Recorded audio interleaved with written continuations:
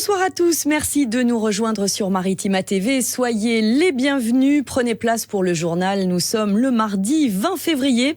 À la une, les écoles primaires en galère dans notre département. Après Fos et Saint-Martin-de-Crau, c'est au tour des parents d'élèves de Saint-Mitre-les-Remparts de s'opposer à la fermeture d'une classe de l'école Édouard Vaillant, située en plein cœur du village.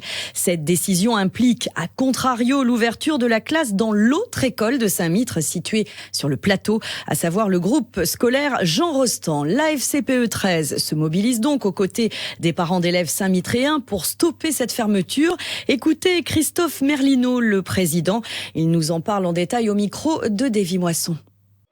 Il ne s'agit pas de s'arc-bouter à chaque fois qu'il y a une fermeture de classe. Quand elle nous paraît justifiée, on valide en quelque sorte, bien qu'on ait une philosophie maintenant de baisser les effectifs par classe et qu'on aimerait bien demander en fait à la ministre, quand il y a des baisses d'effectifs, plutôt que de fermer les classes, c'est de laisser ces effectifs plutôt bas pour faciliter les apprentissages des élèves. Donc voilà, on a une extrême vigilance. Les parents d'élèves font un boulot remarquable, ils rencontrent la mairie. Donc là, en l'occurrence, c'est ce qui va être fait, puisqu'il y a apparemment, sur Saint-Mitre, il y a des constructions de prévues. On monte une argumentation et nous, puisqu'on siège en CDEN, Conseil départemental de l'éducation nationale, on y siège jeudi matin. On se prononcera dans le cas d'Édouard Vaillant comme dans le cas d'autres classes, évidemment qu'on sera contre.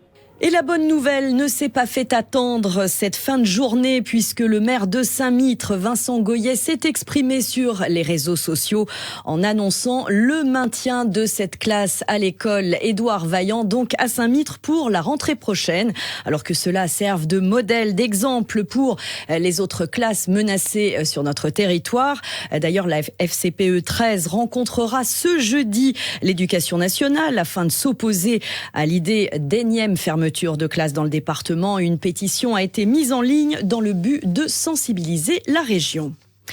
On l'avait évoqué récemment depuis hier, il va falloir lever le pied du champignon. 4 tronçons des autoroutes A7, A55 et A50 voient leur vitesse maximale autorisée chuter de 20 km/h, principalement autour de Marseille. Alors si la mise en œuvre se fait progressivement depuis hier et durant quelques jours, le temps de modifier les panneaux de signalisation, les mesures vont devenir effectives dès vendredi. Avant cette date, attention donc de préserver la sécurité des personnels sur les zones de chantier et après attention aux amendes des retraits de points sur le tronçon de l'A7 entre les Pennes Mirabeau et Rognac qui passe de 110 à 90 km/h. Michel Montagne a fait une halte au niveau du pont de Vitrolles à Longjoly pour recueillir quelques réactions d'automobilistes. Dorian habite Rognac, cet ancien chauffeur-livreur devenu artisan est un familier du secteur. Ils réduisent les vitesses. Certes, ça va peut-être empêcher des accidents, mais les bouchons, déjà qu'il y en a beaucoup ici dans notre région. On verra bien ce que les statistiques elles donnent par rapport aux accidents, si les taux baissent ou pas. Mais bon, après pour moi personnellement, que c'est un utilitaire qui roule tous les jours, j'ai pas l'impression que justement c'est bien stratégique ce qu'ils ont fait. Les gens, il faudrait qu'ils fassent plus attention au lieu de réduire les vitesses. Je pense que les gens devraient être un peu plus conscients des véhicules, des motos, des poids lourds, de tout le monde, les usagers entre eux. Bon, ça va permettre de peut-être réduire les coûts du carburant. On roule moins vite, donc on consomme moins. C'est peut-être déjà ça. Abdel habite Simiane et tourne beaucoup dans le secteur à la rencontre de ses clients et pour vérifier ses chantiers. Donc j'utilise en effet beaucoup les routes du secteur et cette diminution, quand c'est de 110 à 90, moi ça me gêne pas trop, mais quand on passe de 90 à 70, je trouve ça gênant parce que nos véhicules sont programmés pour consommer le moins de carburant et donc créer le moins d'émissions de CO2 à 90 et pas à 70. Et moi je remarque qu'à 70 je consomme 1,3 litre de plus qu'à 90 parce que je roule sur un régime qui est plus important au niveau des tours minutes, que ce soit avec un véhicule automatique ou non. Moi je suis un professionnel, je suis souvent sur la route donc je mets mon régulateur parce que on a toujours la peur du flash et la perte de nos points qui est notre gagne-pain. Une peur du flash qui sera donc effective à partir de ce vendredi 23 février. À la page sociale, deuxième week-end de grève en vue à la SNCF après une importante grève des contrôleurs. Le week-end prochain pourrait être perturbé de nouveau par la mobilisation, cette fois des aiguilleurs à l'appel du syndicat Sudrail, et ce dès vendredi.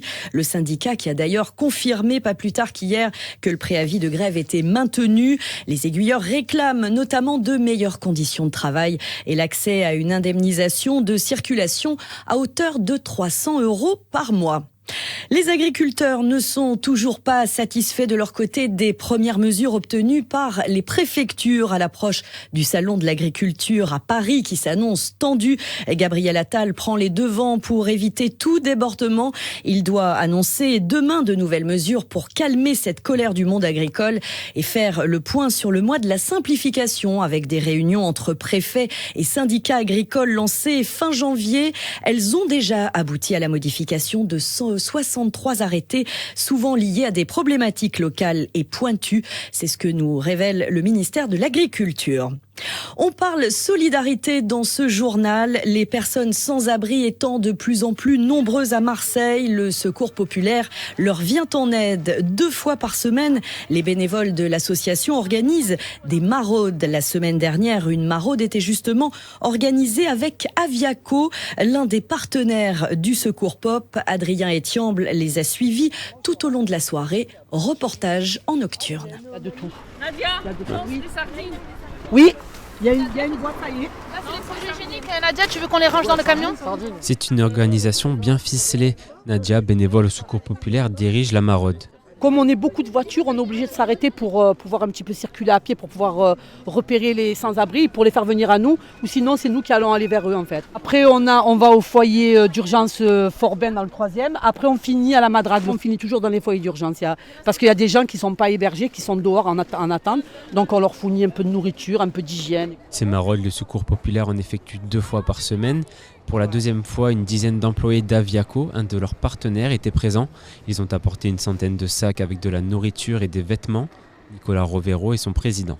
Le but, c'est de participer, c'est de rendre l'appareil, d'avoir une responsabilité sociétale. Voilà. Là, on va essayer de faire un peu plus parce qu'on n'a pas fait assez jusqu'à maintenant et c'est pas normal. Ça fait du bien quand on voit le Secours populaire arriver. Ah ouais, heureusement, bien sûr, monsieur, bien sûr, heureusement. Parce que bon, on mange à l'intérieur, mais après, on mange à 6h du soir, à minuit, on a faim. C'est normal. Oui, il passe pas. Moi, à mon avis, il passe pas assez souvent. C'est malheureux, mais il passe. C'est gentil, mais il devrait passer un peu plus souvent. Parce qu'on souffre, monsieur, il faut savoir qu'on souffre.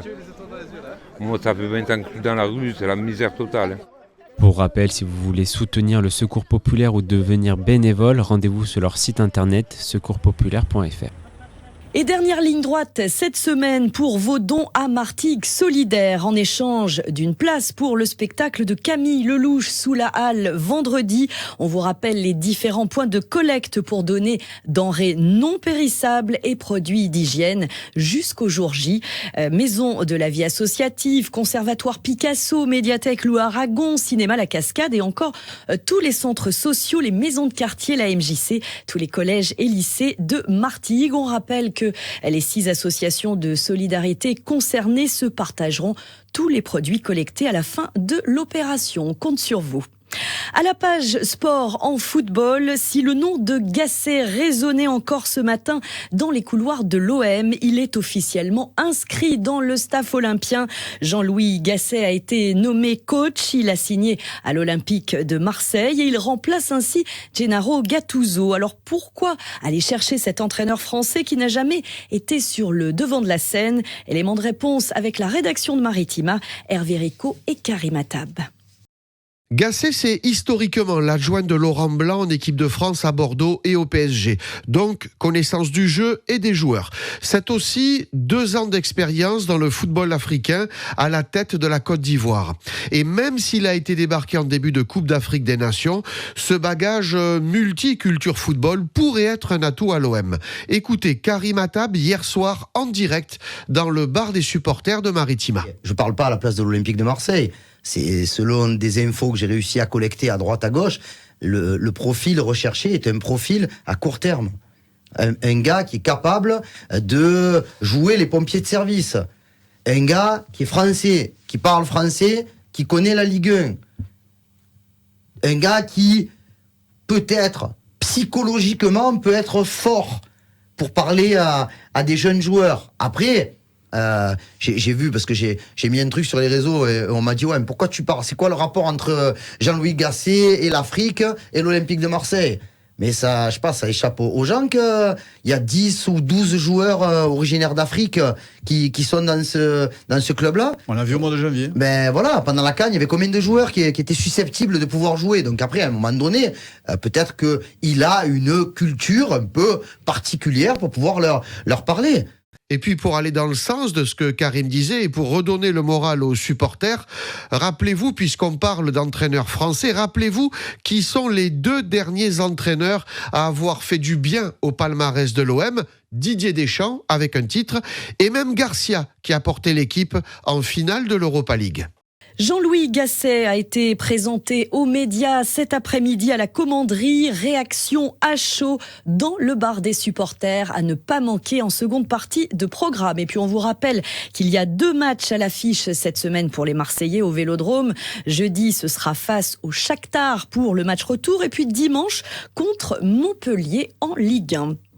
Marseille-Cassis, top départ pour les inscriptions. Et oui, déjà la 45e édition de cette course pédestre emblématique.